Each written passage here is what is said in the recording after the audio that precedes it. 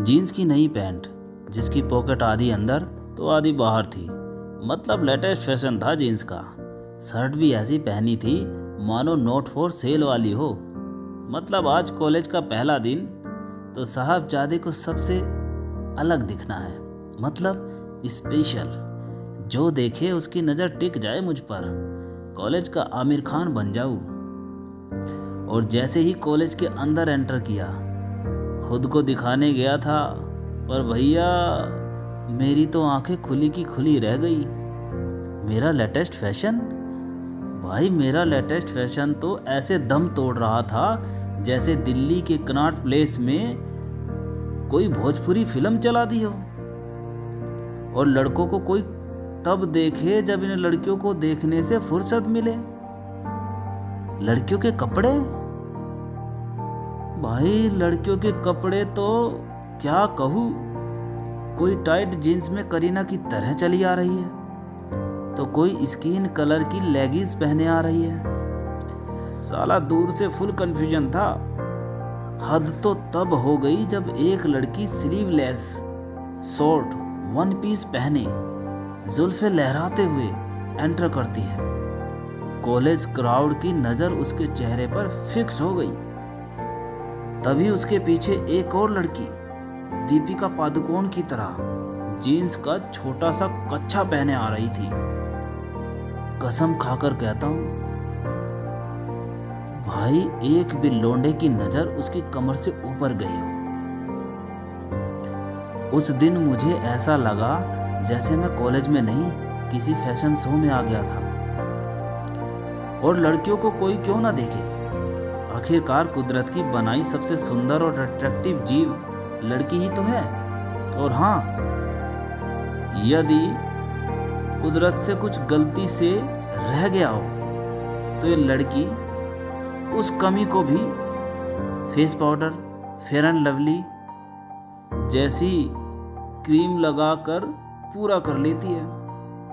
मुझे तो लगता है आने वाले टाइम में ऑर्गेनिक वेजिटेबल के साथ साथ ऑर्गेनिक फेस की भी डिमांड बढ़ जाएगी। खैर, किसी तरह इस माया नगरी को पार करता हुआ मैं क्लास में पहुंचा, बीए फर्स्ट ईयर। और अब मेरी नज़र चुपके से पूरी क्लास का स्कैन करने लगी। क्लास में कितनी लड़कियां हैं, कैसी कैसी है और कौन सी अपनी पर्सनैलिटी के हिसाब से मैच करेगी। बस उसी पर चांस मारना है। स्कैनिंग प्रोसेस के बाद एक सांवली सी लड़की पर नजर टिकी, जिसका चेहरा काजल की तरह हंसमुख और आंखें ऐश्वर्या की तरह सुंदर थी। अचानक हम दोनों की सरसरी नजर एक दूसरे पर पड़ी और तुरंत ही नजर हटा भी ली, जैसे हम कोई चोरी कर रहे हो। मेरे मन ने मुझसे धीरे से बोला, क्या ये भी मैचिंग? शायद। अगले दिन वो क्लास में लेट आई। मे आई कम इन सर? मे आई कम इन सर? उसकी जादू सी आवाज ने पूरी क्लास रूम में मानो नशा सा घोल दिया। सब उसे ख्वाब की तरह देख रहे थे, या फिर मुझे ही ऐसा लग रहा था। वो मासूम से चेहरे और चमकती निगाहों से बैठने के लिए खाली डेस्क को ढूंढ रही थी। सारे डेस्क फुल थे। मैं डेस्क के बाहरी छोर पर बीच वाली रो में बैठा था।